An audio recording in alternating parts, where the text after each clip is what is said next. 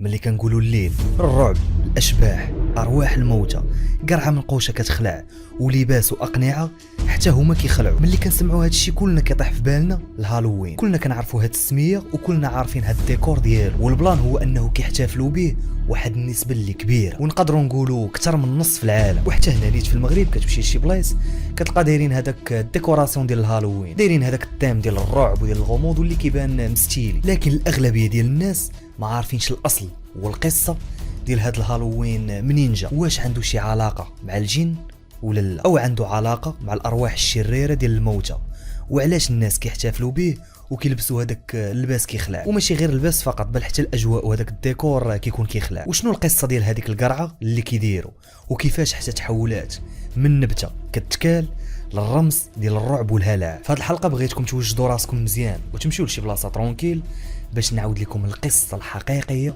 ديال الهالوين، باش هكا على الاقل الا سولك شي واحد وقال لك واش كتعرف شي لعبه على الهالوين تلقى ما تجاوب وتلقى راسك عامر. بلا ما نزيد نطول عليكم كثر الخوت وعلى بركه الله يلا نبدا. اول حاجه خاصكم تعرفوا هو ان كل بلاد وكل شعب وثقافه عندهم التقاليد ديالهم والاعياد ديالهم وبزاف الاشياء اللي كيحتفلوا بها، يعني عندهم مبادئ وعندهم معتقدات اللي كيامنوا بها. والغريب في الامر هو انك تلقى شي مسلمين كيقول لك لا حق الهالوين حرام وكذا وكذا، وهو نيت هذاك اللي كيقول لك الهالوين حرام كتلقاه هو نيت الغد ليه مشى لشي قبه ولا مشى لشي زاويه ولا شي ضريح ومشى ذبح فيه شي فريريج، قال لك حقه هذه باش نحيد العين ولا نحيد الحسد ولا نحيد السحر أو. فينا هو المنطق في هذا الشيء؟ انت راه داك الشيء اللي دارتي راه فين يبان شي هالوين ولا هالوينه. قبل ما تعيب على الثقافه والمعتقدات ديال شعوب اخرين، شوف غير المعتقدات ديالك نتايا وشوف انت داك الشيء اللي كتامن به وداك الشيء اللي كتمشي دير، واللي في الحقيقه هذاك الشيء كامل كله شرك في شرك وماشي. هذا هو الموضوع ديالنا الخوت. انما قلت هذا الشيء كامل غير باش شي ناس يعرفوا هذيك الصوره ديالهم كيفاش دايره، حيت بعض الناس لا صورتيه من بعيد بعدتي بزاف وصورتيه وجيتي وريتيه هذيك الصوره ديالو يقدر يتصدم، يعني هو عند بالو راه بيرفكت ولكن الحقيقه شيء اخر. المهم ما علينا الخوت، اليوم ما جيناش ندويو على واش حرام ولا حلال ولا ماشي، هذا هو الموضوع ديالنا. انما اليوم جينا نبحروا ونغوصوا في المعتقدات ديال ناس اخرين وشعوب اخرى، وبالضبط الناس اللي كيحتفلوا بالهالوين. شنو هو هذا الهالوين بالنسبه ليهم وكيفاش حتى اكتشفوه وعلاش اصلا كيحتفلوا به. التاريخ اللي بان فيه هذا الهالوين كيرجع ل 2000 سنه للور، يعني هذا الهالوين راه قديم بزاف ديال بصح، يعني ماشي بان غير دابا. وهذا الهالوين بان تحديدا في الجزر الاوروبيه المسمات حاليا بايرلندا بريطانيا وفرنسا، والبدايات ديالو بدات مع واحد الاقوام كيتسموا بالسلتيك. والمعتقدات ديال هاد الناس كيقولوا بان العام منقسم لجوج الفصول. الفصل الاول هو الفصل اللي كيكون منور وكتكون فيه الزراعه والخيرات، والفصل الثاني هو الفصل المظلم والممطر. لكن باش نتعمقوا اكثر واكثر خاصنا نعرفوا باللي النهايه ديال هذا الفصل الاول، هذاك الفصل المنور، كتكون في 31 اكتوبر وبالضبط في النهايه ديال الموسم ديال الحصاد. اما بالنسبه للبدايه ديال الفصل الثاني ذاك الفصل المظلم والممطر كتكون في 1 نوفمبر، يعني ما بين 31 اكتوبر و1 نوفمبر كتكون واحد الليله اللي بيناتهم كتكون شيطه. وهذيك الليله ما هي ديال الفصل الاول ما هي ديال الفصل الثاني، يعني كتكون واحد الليله اللي استثنائيه في العام كامل، يعني جات وسطهم. دابا اجي نتعرفوا اكثر على هاد الليله بالضبط وشنو كيوقع فيها، شنو هما الامور اللي كيوقعوا فيها وشنو المعتقدات ديالهم في هاد الليله.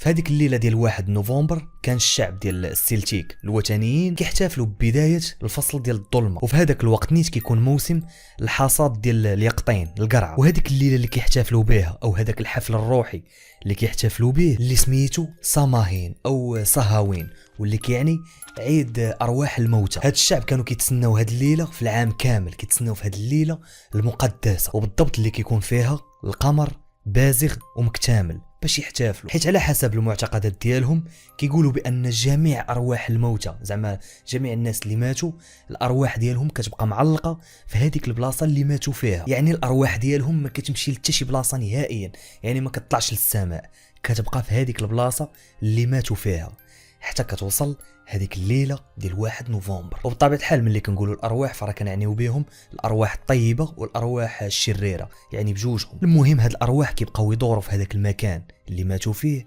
حتى كتوصل الليله ديال 1 نوفمبر، حيت في هاد الليله كتحرر جميع الارواح اللي ماتوا هذيك السنه اللي قبل كلهم كيتحروا في هذيك الليله. بالنسبه للارواح الطيبه كانت كتسلم عليهم وكتمشي بحالها، يعني كتطلع للسماء.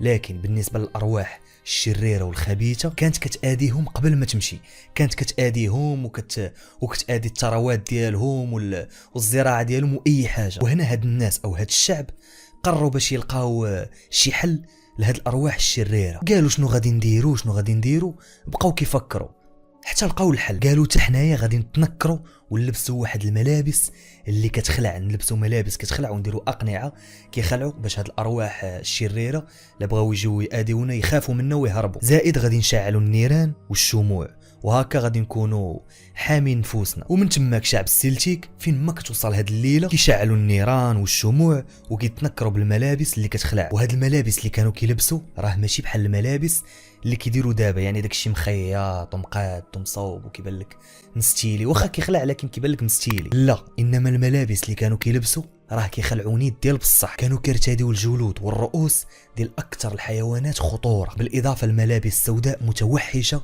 اللي كترمز الارواح ديال الموتى. وكيديروا واحد الاقنعه اللي كتخلع، ماشي هذوك الاقنعه اللي ولاو كيصاوبوا دابا، لا كيديروا اقنعه ديال جماجم حقيقيه. وبطبيعه الحال حتى هذاك المكان اللي كيكونوا كيحتفلوا به كيديروا داك الديكوراسيون كتخلع، يعني كيديروا داك الشيء وداك التام ديال الخلع. وابرز هاد الديكوراسيون هي هذيك القرعه اللي منقوشه اللي كتخلع. لكن السؤال المطروح هو علاش اختاروا بالضبط هذيك القرعه؟ علاش هي بالضبط؟ ما عاد اختاروها اذا ضروري غادي تكون وراها شي قصه. الاسطوره ديال هاد الشعب كيقولوا باللي كان واحد الراجل سميتو جاك. هاد جاك كان واحد الرجل اللي خايب بزاف وفاسد، كان كسول وما كيبغيش يخدم وكيشرب بزاف وكيشفر وكيقتل وكيدير اي حاجه خايبه، بحال الا قلتي داير بحال شي شيطان، لكن كان ذكي بزاف. المهم هاد جاك هذا واحد النهار بغى يتوب، قال صافي انا غادي نتوب صافي. لكن هنا الشيطان ملي عرف جاك غادي يتوب ما حملش راسو وما تسرطاتش ليه، قال راه والله لا خليتو يتوب. زائد قال والله لا خليتو يمشي لجهنم، حتى هذيك جهنم ما غاديش نخليه يمشي ليها. واما بالنسبه للجنه فراه ما يمكنش يمشي ليها اصلا، كان واحد الانسان اللي خايب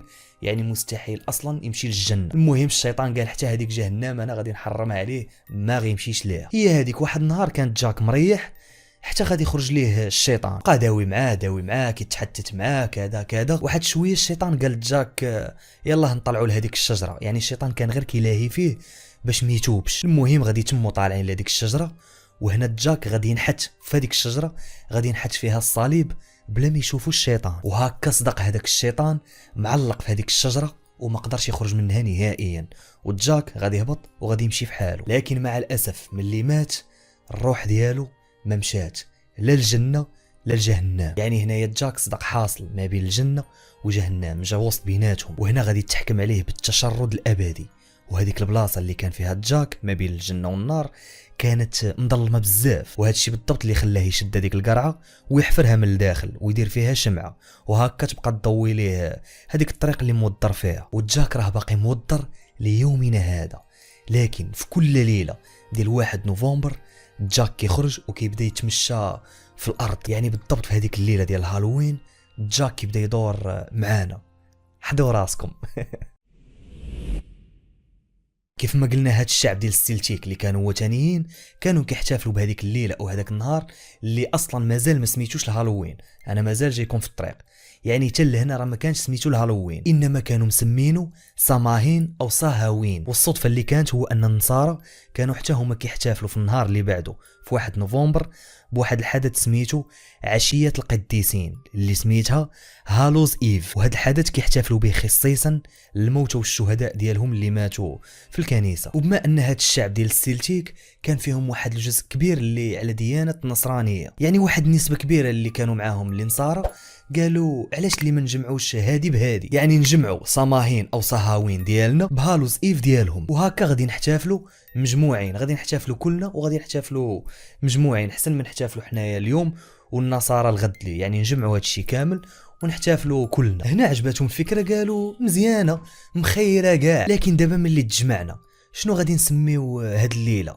صماهين، صهاوين، هالوز ايف، خاصنا نخلطوهم ونخرجوا شي كلمه. اش بان لكم في هالوين؟ مزيانه مخيره، هالوين مزيانه ومزيانه حتى في النطق. وهكا حتى النصارى غادي يدخلوا في الدين ديالهم عقائد ومعتقدات وثنيه.